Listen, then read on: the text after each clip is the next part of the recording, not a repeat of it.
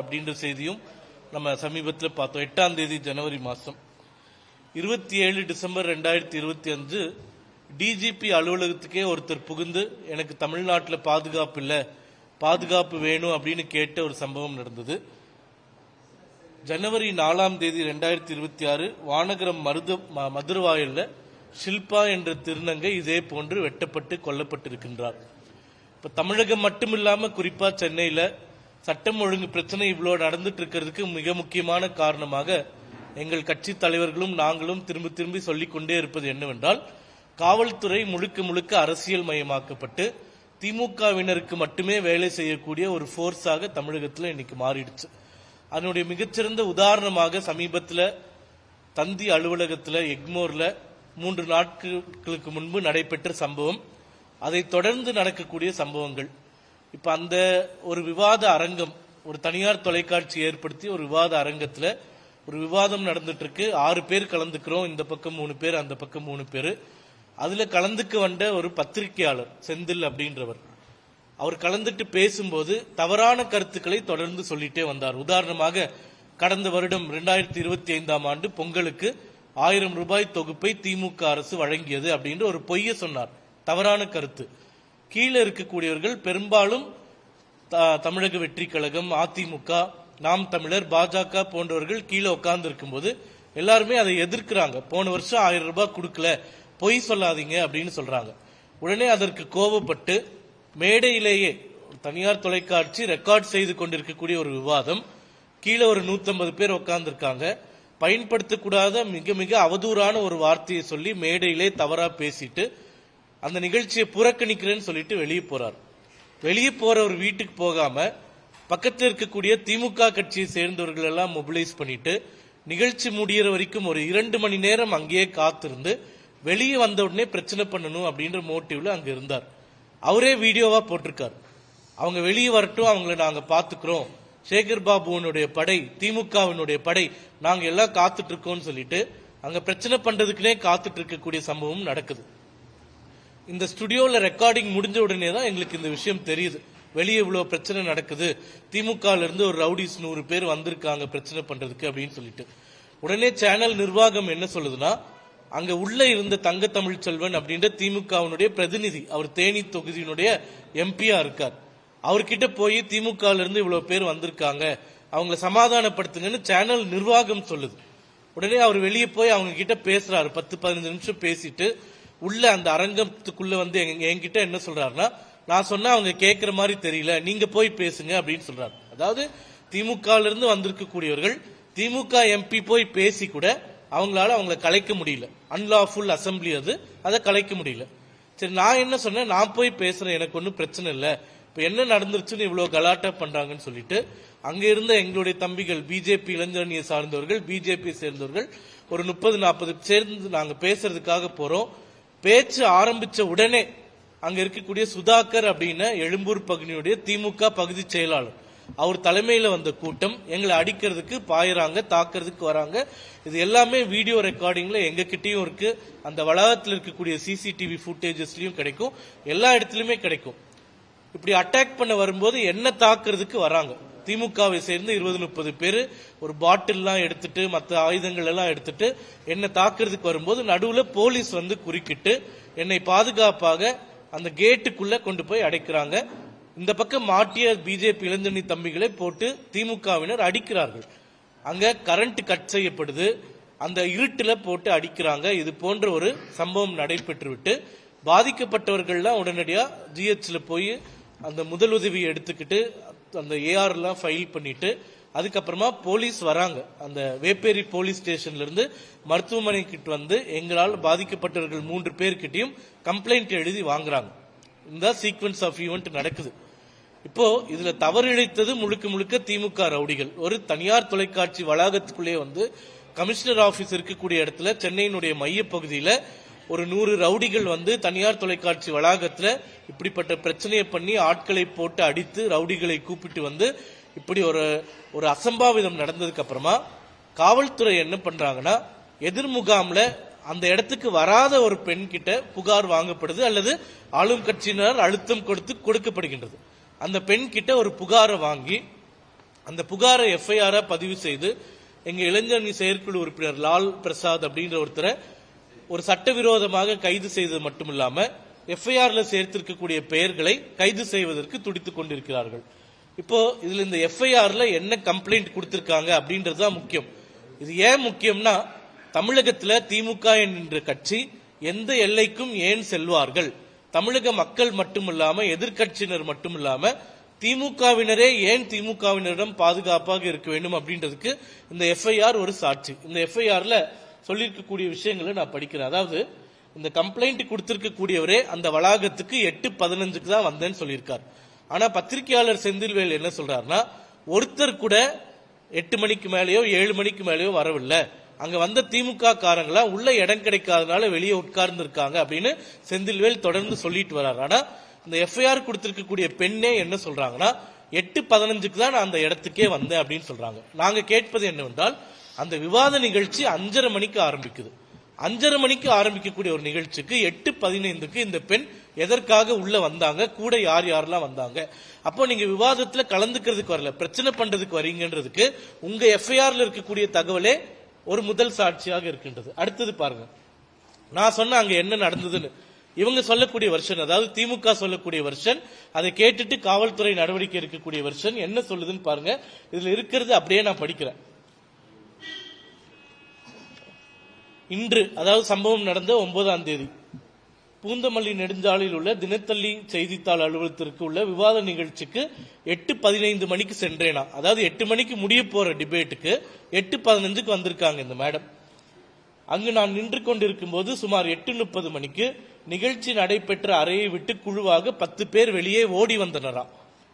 என்னை பார்த்து பின்னால் பெயர் தெரிந்த பாஜகவை சார்ந்த மாநில இளைஞரணி தலைவர் நான், ரவுடி சூர்யாவா, என் பேர் என்னவாமா, ரவுடி சூர்யா, FIRல ரவுடி சூர்யா என்பவர் அங்கிருந்த மற்ற பாஜக நிர்வாகிகளிடம், தோ வராங்க பாருங்க திமுக கார டேஷ் பீப், அந்த வார்த்தையை பயன்படுத்த முடியாது, இவ துணியை பிடிச்சு கிழிங்கடா என்று சொல்ல, அவர் பக்கத்தில் இருந்த பின்னால் பெயர் விலாசம் கேட்டு தெரிந்த கொடுங்கியூரை சேர்ந்த பாரதி கண்ணன், விக்னேஷ், திருவள்ளூரை சேர்ந்த லால் பிரசாத் மற்றும் பத்மநாபன், ஹரிபிரசாத், மணி மற்றும் பார்த்தால் அடையாளம் காட்டக்கூடிய நபர்கள் ஆகியோர்கள் என்னை சுற்றி வளைத்துக் கொண்டு, ரவுடி சூர்யா என்பவன் என் கன்னத்தில் ஓங்கி அறைந்து ஓத்தா சாவடி பீப் என திட்டினார். அங்கிருந்த பாரதி கண்ணன் என் வயிற்றில் எட்டி உதைத்தார்.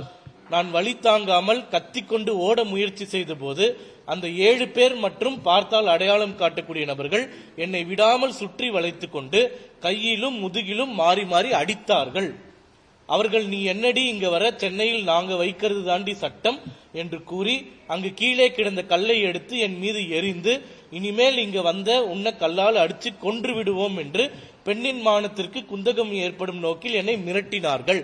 பின்னர் பாஜகவை சேர்ந்த ரவுடி சூர்யா, இவளை இங்கே மானபங்கம் செய்தாதான் திமுகவை சேர்ந்த பெண்கள் பயப்படுவார்கள் என்று என்னை அசிங்கமாக பேசினான். நான் பயந்து கொண்டு அங்கிருந்து சென்று விட்டேன்.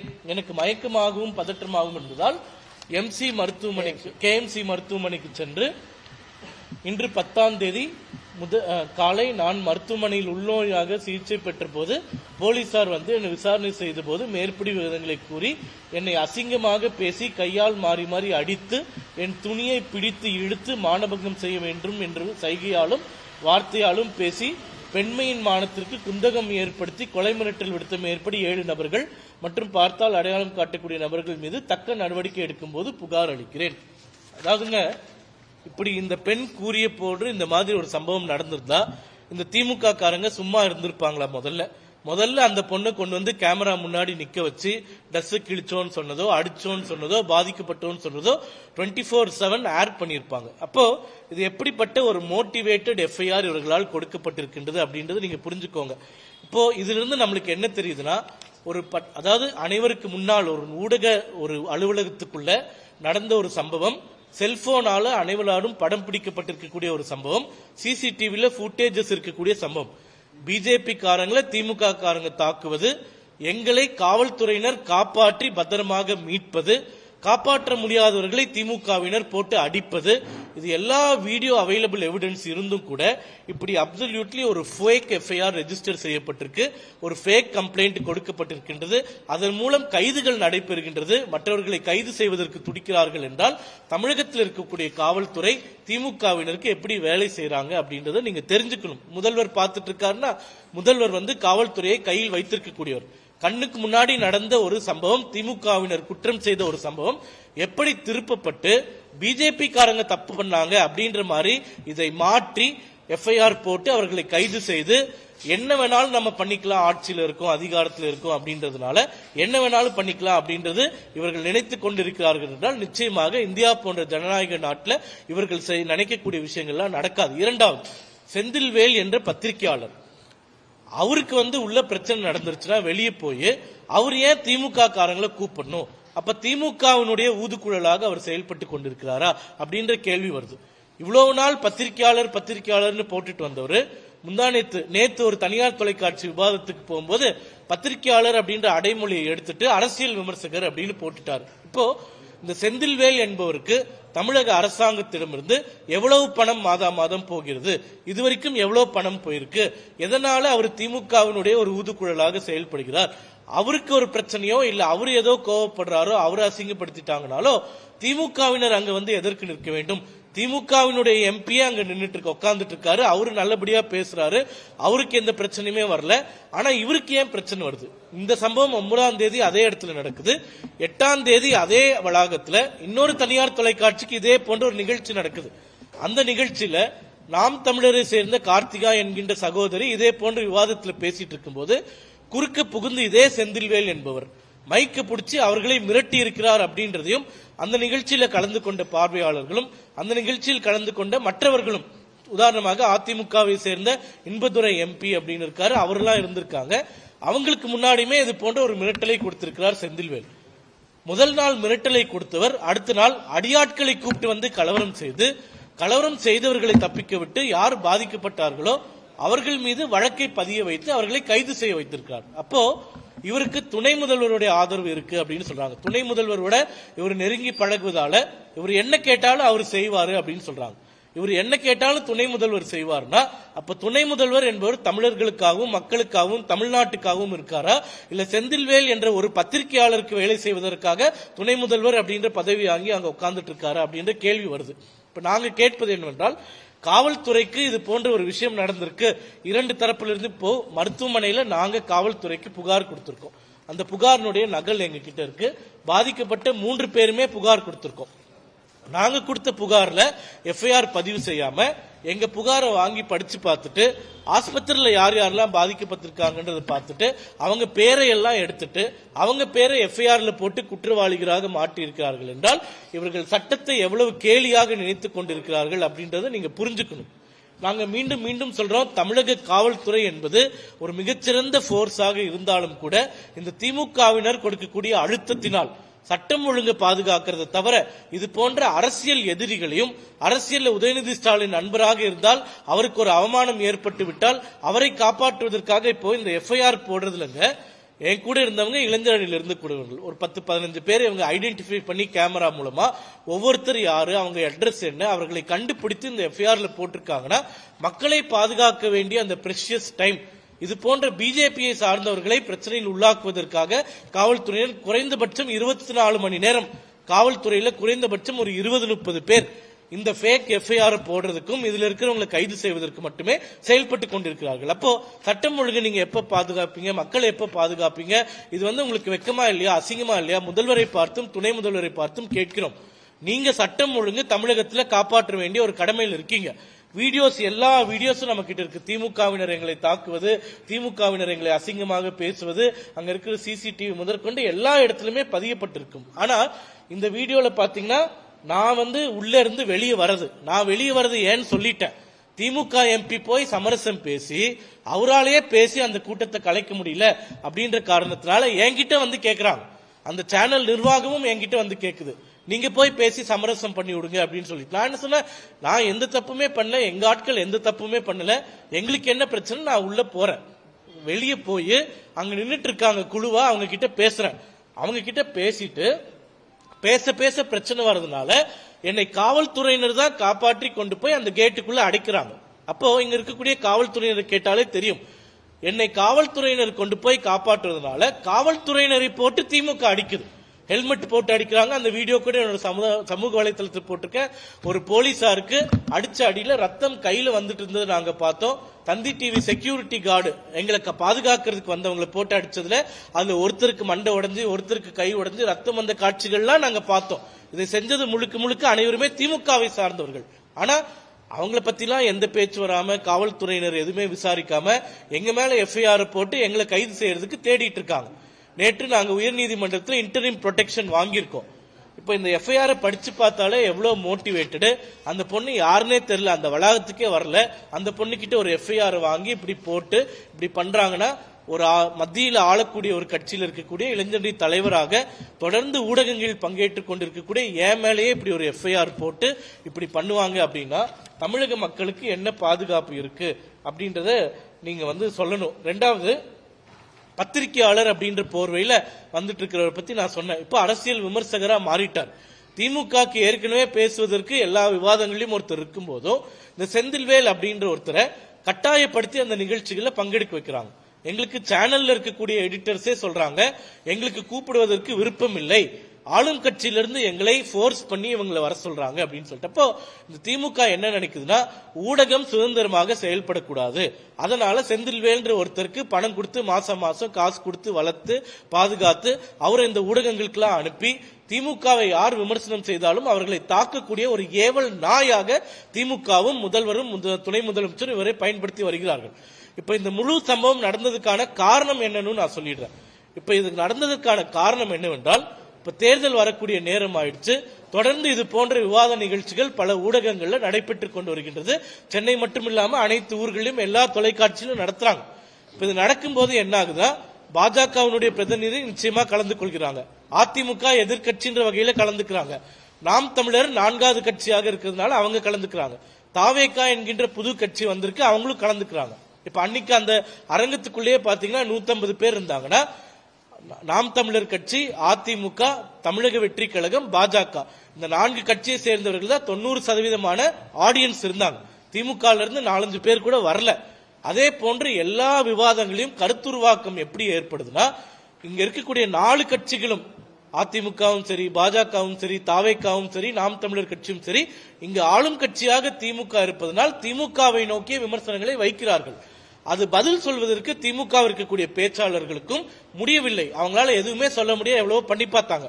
அதுக்கப்புறமா செந்தில் போன்ற ஏவல் ஆட்களை அனுப்பி பார்த்தாங்க. இது போன்ற விவாதங்களுக்கு ஒரு திமுக இருந்தும் செந்தில் போன்ற ஒரு ஏவல் ஆட்கள் இருந்தும் கூட அந்த விவாதங்கள்ல அவர்களால் சமாளிக்க முடியவில்லை. ஏனென்றால் எதிர்முகாமிலிருந்து அவ்வளவு ஷார்ப் கிரிட்டிசிசம், இங்க நடக்கக்கூடிய பிரச்சனைகள், தமிழகத்தில் நடக்கக்கூடிய சட்டம் ஒழுங்கு பிரச்சனை, ஆட்சியின் நிர்வாக சீர்கேடு, இவர்கள் ஆட்சியின் லட்சணம், இது எல்லாமே மக்கள் முன்னாடி அம்பலப்பட்டு போவதனால ஏற்கனவே திட்டம் தீட்டிருக்காங்க. இது போன்ற ஒரு நிகழ்ச்சியில ஒரு கலவரத்தை பண்ணணும். அப்படி ஒரு கலவரத்தை பண்ணிட்டோம்னா இனிமே இது போன்ற விவாத நிகழ்ச்சிகளை ஒன்று நடத்த முடியாது, இல்லைன்னா போலீஸ் பர்மிஷன் வாங்கிதான் நடத்தணும் அப்படின்னு ஒரு நிலை உருவாகும். அப்போ போலீஸ் பர்மிஷன் வாங்கி நடத்தணும்ன்ற நிகழ்ச்சின்றப்போ இந்த சேனல்காரங்க போய் ஒரு 6 பேர் கொடுத்தாங்கன்னா அவங்க மாத்த சொல்லுவாங்க, ஆளும் கட்சி சொல்வதனால். அதனால இது போன்ற நிகழ்ச்சிகள் இனிமே தமிழகத்தில் நடக்கவே கூடாது அப்படின்றதுக்காக திட்டமிட்டு திமுக செய்த ஒரு கலவரம். அந்த கலவரத்தில் பாதிக்கப்பட்டவர்களே குற்றவாளிகளாக மாற்றியது ஒட்டுமொத்த அதிகார துஷ்பிரயோகம். இதை எதிர்த்து சும்மா இருப்போம் மட்டும் நினைக்க வேண்டாம். இங்க கண்ணுக்கு முன்னாடி ஒரு எவிடன்ஸ், வீடியோஸ் இருக்கு. தமிழகம் முழுக்க மக்கள் பாக்குறாங்க, அங்க இருக்கக்கூடிய காவல்துறையினர் பாக்குறாங்க, அங்க இருக்கக்கூடிய செக்யூரிட்டிஸ் பாக்குறாங்க, அங்க இருக்கக்கூடிய திமுகவினரே பாக்குறாங்க. அவங்களுக்கு முன்னாடி இப்படி ஒரு அநியாயத்தை பண்ணிட்டு அவங்களுக்கு நாங்க அநியாயம் செஞ்ச மாதிரி ஒரு எஃப்ஐஆர் பதிவு செய்வீங்கன்னா, இதற்கு தமிழகத்தில் மட்டுமல்ல இந்தியாவில் இதிலிருந்து எங்களை தற்காத்துக் கொள்வதற்கு அம்பேத்கர் அவர்கள் இயற்றிய அரசியல் சாசனம் பல வழிகளை கொடுத்திருக்கின்றது. அதை ஒன்னொன்னா நாங்க பண்ண போறோம். நாங்க கொடுத்த கம்ப்ளைண்ட் மேல ஏன் நீங்க இன்னும் வழக்கு பதிவு செய்யல அப்படின்றத கேட்க போறோம், போராட்டம் பண்ணுவோம், நீதிமன்றத்தை அணுகுவோம், அனைத்துமே அணுகுவோம். நாங்க இப்போ எங்க மேல இப்படி ஒரு கம்ப்ளைண்ட் போட்டு எங்களுக்கு இன்டரிம் ப்ரொடெக்ஷன் கொடுத்திருக்குன்னா, இந்த எஃப்ஐஆர்ல இருக்கக்கூடிய விஷயங்களை படிச்சு பார்த்தாலே இது முற்றிலும் பொய்யானது அப்படின்றத எல்லாருமே சொல்லிடுவாங்க. இது பதிந்தவங்களே, காவல்துறையினே மிகுந்த வருத்தத்தோடு தான் இந்த எஃப்ஐஆர் பதிவு செய்திருப்பார்கள். ஏனென்றால் அங்க காவல்துறையினர் வந்துட்டாங்க. இதுல இன்னொரு முக்கியமான கூத்து என்னன்னா, இந்த நிகழ்ச்சி நடக்கும் போதே நான் மேடையில் இருந்தேன், கீழே எங்க தொண்டர்கள்லாம் உட்கார்ந்து இருந்தாங்க. எங்க தொண்டர்களுக்கு தகவல் வருது, இது போன்று வெளியே நிக்கிறாங்க, பிரச்சனை பண்றாங்கன்னு சொல்லிட்டு. இந்த எஃப்ஐஆர்ல A2 இருக்கக்கூடிய பாரதி கண்ணன், அந்த பாரதி கண்ணன் தான் அந்த பொண்ணை போட்டு வயிற்றுல உதைச்சதா ஒரு ஃபேக் கம்ப்ளைண்ட் கொடுத்திருக்காங்க. இந்த பாரதி கண்ணன் அப்படின்றவரு கிட்டத்தட்ட ஒரு 7:45 மணிக்கே 100 நம்பருக்கு போன் பண்ணி அங்க போலீஸ்ல கம்ப்ளைண்ட் சொல்றாரு. பிஜேபி காரங்களா நாங்க உள்ள உட்கார்ந்துட்டு இருக்கோம், எங்களை தாக்குவதற்கு திமுக காரர்கள் வெளியே நின்றுட்டு இருக்காங்க, தயவு செய்து எங்களுக்கு பாதுகாப்பு கொடுங்கள் அப்படின்னு 7:45 மணிக்கே போன் பண்ணி அந்த போன் காலை ரெக்கார்ட் பண்ணி வச்சிருக்கோம். நிச்சயமாக காவல்துறை அலுவலகத்தில் அந்த போன் கால் ரெக்கார்ட் பண்ணப்பட்டிருக்கும் நேரத்தோட பேசினவங்களோட. அப்போ அந்த ரெக்கார்டு வந்து நாங்க வச்சிருக்கோம். போலீஸ் கிட்ட பேசினது, போலீஸும் என்ன பிரச்சனை அப்படின்ற தகவல் எல்லாம் வாங்குறாங்க. இப்ப தகவல் வாங்கக்கூடியவர்கள் போலீஸ்காரர்களை அனுப்பியிருக்க வேண்டுமா வேண்டாமா? அதிகமாக அனுப்பவில்லை. ஏன் அனுப்பவில்லை என்றால் அந்த பகுதியில் இருக்கக்கூடிய திமுக அமைச்சர் கொடுத்திருக்கக்கூடிய அழுத்தமாக இருக்கும். அவர் தான் இவங்களெல்லாம் அனுப்பியிருக்காங்க அப்படின்ற ஒரு விஷயங்களையும் நாங்க கேள்விப்படுறோம். இப்போ காவல்துறையினரை அனுப்பாதது ஒரு பிரச்சனை, அனுப்புனது கம்மியா அனுப்புனதும் ஒரு பிரச்சனை. காவல்துறைக்கு புகார் கொடுத்தும் இப்படி கமிஷனர் ஆபீஸ்க்கு வெளியவே சென்னையில மைய பகுதியில இப்படிப்பட்ட ஒரு கலவரம் நடந்திருக்கு. 7:45 காவல்துறையினருக்கு தகவல் கொடுத்து 5 நிமிஷத்துல வந்துடலாம் கமிஷனர் ஆபீஸ்ல இருந்து தந்தி அலுவலகத்துக்கு. அப்போ 8:45 வரைக்கும் காவல்துறையினர் இவர்களை அதிகமாக படைகளை அனுப்பாதது, வேண்டுமென்றே திமுக இங்க கலவரம் நடக்க வேண்டும் என்று திட்டம் போட்டதும் அதற்கு காவல்துறையினரை திமுக அடக்கி வைத்திருப்பதும் தான் காரணம் அப்படின்றது எங்க குற்றச்சாட்டு. இரண்டாவது, நான் மீண்டும் சொல்றேன், அன்னைக்கு இந்த திமுகவினர் ஆயுதங்களோடு என்னை தாக்கிய போது என்னை தற்காத்தது என்னுடைய தம்பிகளும் காவல்துறையினரும் தான். அந்த இடத்துல காவல்துறையினர் என்னை பாதுகாப்பாக அந்த கேட்டுக்கு பின்னாடி விடாம இருந்திருந்தா நிச்சயமாக வெட்டுப்பட்டிருப்பேன், அல்ல கொல்லப்பட்டிருப்பேன். அந்த வீடியோஸ் எல்லாம் நீங்க பாத்தீங்கன்னா தெரியும். சோடா பாட்டில இருந்து பட்டாக்கத்திலிருந்து உருட்டுக்கட்டை வரைக்கும் எல்லாம் இந்த திமுக காரங்க வச்சிருந்தாங்க. இப்போ என்னை காப்பாற்றியது 4 பேர் கொண்ட காவல்துறை. ஆனால் இவ்வளவு பெரிய பிரச்சனை நடக்கும்போது அதிகமான காவல்துறையை அனுப்பாதது யாருடைய குற்றம் இல்லை. அவர்களை அனுப்ப விடாமல் செய்த அரசியல்வாதி யார்? அந்த அரசியல்வாதிக்கு அழுத்தம் கொடுத்தது யார்? இப்ப இது வந்து ஒரு சின்ன விஷயம் மாதிரி தமிழக அரசோ இல்ல காவல்துறையோ கடந்து போயிடலாம்னு நினைக்காதீங்க. இப்ப எங்களோட இருந்த ஒரு தம்பியை கைது செய்து நீங்க புழல் சிறையில் அடைச்சிருக்கீங்க. அந்த பையனோட ஒரே தப்பு, என்னை இவர்கள் தாக்கும் போது என் பக்கத்துல இருந்து பாதுகாப்பா இருந்ததுதான். அந்த சம்பவத்துல நான் வீடியோல கூட காட்டுறேன், என்னை சுற்றி பாதுகாப்பாக இருந்த 6 பேர் மீதும் வழக்கு பதிவுப்பட்டிருக்கு. அப்படின்னா என்னன்னா, சூர்யா அவர்களுடைய செயல்பாட்டை முடக்கி விடலாம், பாரதிய ஜனதா கட்சிக்கு ஒரு பாடத்தை கத்துக் கொடுக்கலாம், இனிமே நீங்க யாரும் வரவே கூடாது, உங்க யாருக்கும் கருத்துரிமையே இல்ல, திமுகவை விமர்சித்து பேசவே கூடாது அப்படின்ற ஒரு அதிகார துஷ்பிரயோக போக்கில் திமுகவினர் செயல்பட்டு கொண்டிருக்கிறார்கள். நீங்க ஒரு மாநிலத்தில் ஆட்சியில் இருக்கீங்க, நாங்க 20 மாநிலத்தில் ஆட்சியில் இருக்கோம், மத்தியில் ஆட்சியில் இருக்கோம். நீங்க இப்படி போன்ற அராஜகங்களை செய்து கொண்டே இருந்தீர்கள் என்றால் நிச்சயமாக அதற்கான எதிர்வினையை பார்க்கத்தான் போகிறீர்கள். இது அரசியல் பிரச்சனை. ஆனா மக்கள் புரிந்து கொள்ள வேண்டியது என்னவென்றால், கண் முன்னாடி நடந்திருக்கக்கூடிய ஒரு சம்பவம், கண் முன்னாடியே திமுகவினர் பிஜேபியினரை போட்டு தாக்குகிறார்கள். ஆனா இன்னைக்கு என்ன பிரச்சனையா இருக்குன்னா, தாக்கப்பட்டவர்கள் மீது பொய் வழக்கு பதிவுப்பட்டு அவர்கள் சிறைக்குள்ள இருக்காங்க. அப்போ ஒரு கட்சியை சேர்ந்தவர்களுக்கு, மத்தியில் ஆளும் கட்சியை சேர்ந்தவர்களுக்கு இப்படியான ஒரு விஷயம் நடக்குது என்றால், ஒரு சாமானிய மனிதன் ஒரு திமுகவினர் எதிர்த்து கேள்வி கேட்பதற்கு கூட இந்த மாநிலத்தில் உரிமை இல்லாத ஒரு சூழ்நிலை இருக்கின்றது. உச்சக்கட்ட அடாவடித்தனமும் அராஜகமும் இங்கே நடந்து கொண்டிருக்கின்றது. இது முதல்வருடைய கண்காணிப்பிலே அவர் வைத்திருக்கக்கூடிய காவல்துறை வைத்துக் கொண்டு இது நடந்து கொண்டிருக்கின்றது. நிச்சயமாக இதற்கான விளைவுகளை சந்திக்க போகிறார்கள். இதை விடுவதாக நாங்கள் இல்லை. கையும் களவுமா திமுகவினரும் மாட்டியிருக்கு, திமுகவுக்கு உதவி செய்ய போய் காவல்துறையும் மாட்டிருக்கு, தமிழக அரசும் மாட்டியிருக்கின்றது. இதற்கான என்னென்ன எஃபர்ட்ஸ் எடுக்கணுமோ நாங்கள் கண்டிப்பா எடுப்போம். அதை குறித்து உங்களுக்கு சொல்ல வரோம். நாங்க ஊடகங்கள் கிட்ட கேட்பது, இது போன்ற அடியாட்களை, பத்திரிகையாளர்னு சொல்லிட்டு இந்த போன்று வரக்கூடிய அடியாட்களை உங்கள் நிகழ்ச்சியில் பங்கு கொள்ள வைக்காதீர்கள். இதே போன்று சட்டம் ஒழுங்கு பிரச்சனை உங்களுக்கும் வரும், திமுக ரவுடிகள் வந்து தாக்குவார்கள். இந்த ஒரு கொலை நடக்காம நடந்தது நிச்சயமா அடுத்த விஷயத்துல நடக்கும். அதனால தயவு செய்து எல்லார்கிட்டையும், மக்கள் கிட்ட சொல்றது, திமுக எவ்வளவு கோர முகம் படைத்தவர்கள் அப்படின்றத நீங்க புரிஞ்சுக்கணும். இந்த சம்பவத்தின் மூலமா இந்த சம்பவத்தில் நடந்த உண்மைகள் வெளியே வரும். அப்ப அவர்கள் நிரூபிக்கப்படுவார்கள். எவ்வளவு கோழைகள், எவ்வளவு மோசமானவர்கள், எவ்வளவு கேவலமானவர்கள், தமிழகத்தை எப்படி பின்னோக்கி கொண்டு செல்வதற்கு இவர்கள் துடித்துக் கொண்டிருக்கிறார்கள் அப்படின்ற விஷயங்கள்லாம் நிச்சயமா தெரிய வரும். அது வரைக்கும் காத்திருப்போம். நன்றி, வணக்கம். நிறைய செக்ஷன்ல போட்டுருக்காங்க பிரதர். எஃப்ஐஆர் பாருங்க.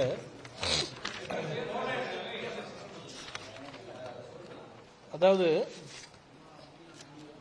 பிஎன்எஸ்ல வந்து 189/3, 296/B, 115/2, 74, 79, 351(3) இந்த உமன் ஹராஸ்மெண்ட்டுக்கு போட்டிருக்காங்க செக்ஷன் 4 அந்த ஆக்ட்ல. அதே மாதிரி பிஎன்எஸ்ல 3/5 போட்டிருக்காங்க. மாதிரி நிறைய கிட்டத்தட்ட ஒரு 10 செக்ஷன்ல வழக்கு போட்டிருக்காங்க. அப்போ எந்த தைரியத்தில் இருக்காங்கன்னு பாருங்களேன். நாங்க உங்களை போட்டு அடிப்போம், உங்க மேலேயும் வழக்கு போடுவோம், நீங்க ஒன்னும் பண்ண முடியாது அப்படின்னு நீங்க நினைக்கிறீங்கன்னா என்ன பண்ண முடியும்னு நாங்களும் பொறுத்திருந்து காட்டுறோம். மொத்தம் 7 பேர் மேல போட்டிருக்காங்க. மற்றும் 7 பேர் போட்டு மற்றும் அடையாளம் காட்டக்கூடிய நபர்கள். அப்போ எவ்வளவு பேர் வேணாலும் நாங்க உங்க கூட இருந்தவங்க, அந்த சம்பவத்துல பாதிக்கப்பட்டவங்க எல்லாரையுமே நாங்க தாக்குவோம் அப்படின்றது தான் அதனுடைய பொருள்.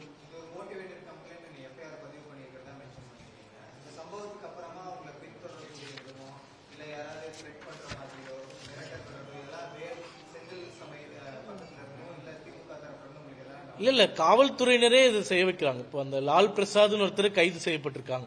கைது செய்யப்பட்டதே முற்றிலுமாக ஒரு இல்லீகல் அரெஸ்ட்.